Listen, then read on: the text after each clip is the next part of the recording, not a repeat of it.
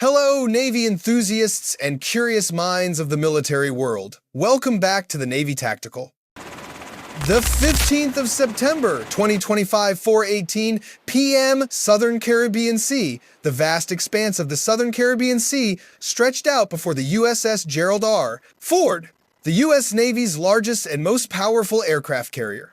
As the ship glided through international waters, flanked by its battle group, the calm waters betrayed no sign of impending tension. But at 4:18 p.m., the situation suddenly shifted.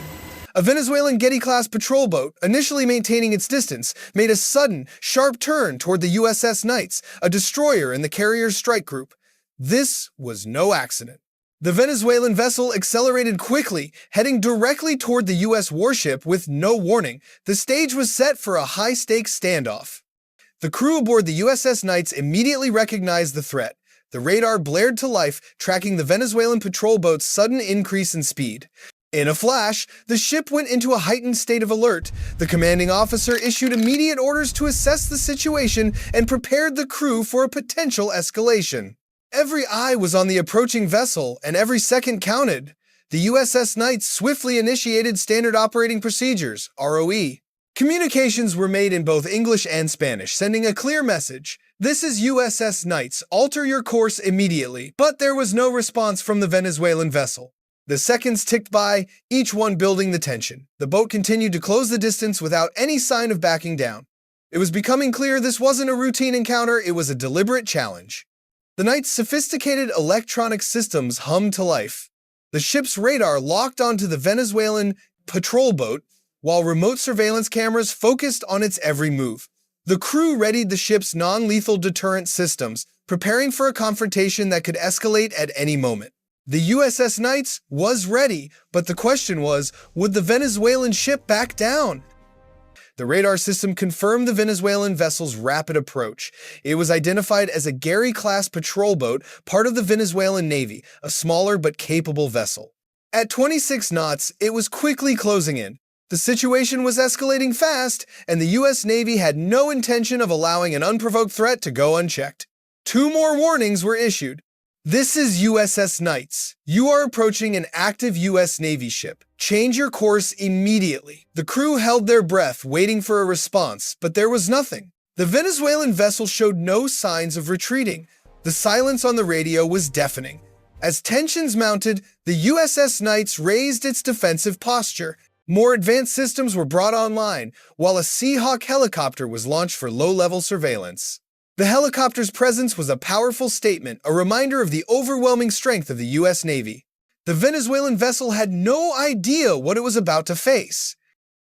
The Venezuelan boat approached at an alarming speed, but suddenly, its speed decreased slightly. Still, it was on a direct collision course with the USS Knights. The crew of the Knights watched intently as the Venezuelan vessel showed no intention of backing down. The USS Knights made the decision to deploy the Seahawk helicopter to a lower altitude. Hovering just above the Venezuelan vessel, the Seahawk served as a visible reminder of the U.S. Navy's formidable capabilities. The presence of the aircraft was meant to display force without crossing the line into outright aggression.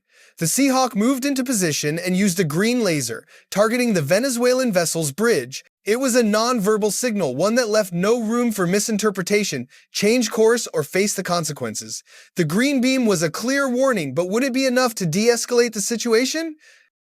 At last, the Venezuelan vessel began to slow its speed even further.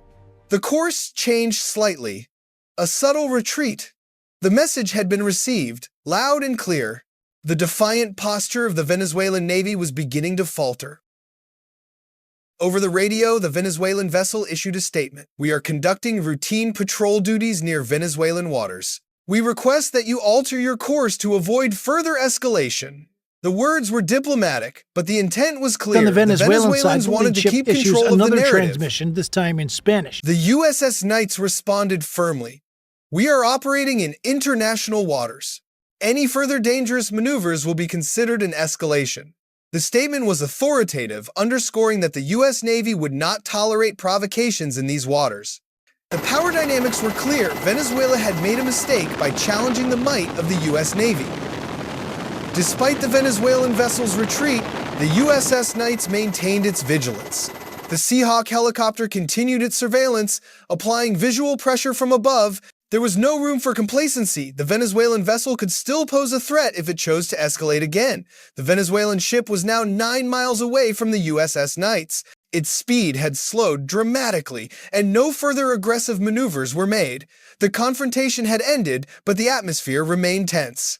After the standoff, the USS Knights resumed its course, continuing its mission.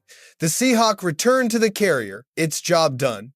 The Venezuelan vessel had retreated, its challenge thwarted. The message had been sent. The U.S. Navy would not be intimidated.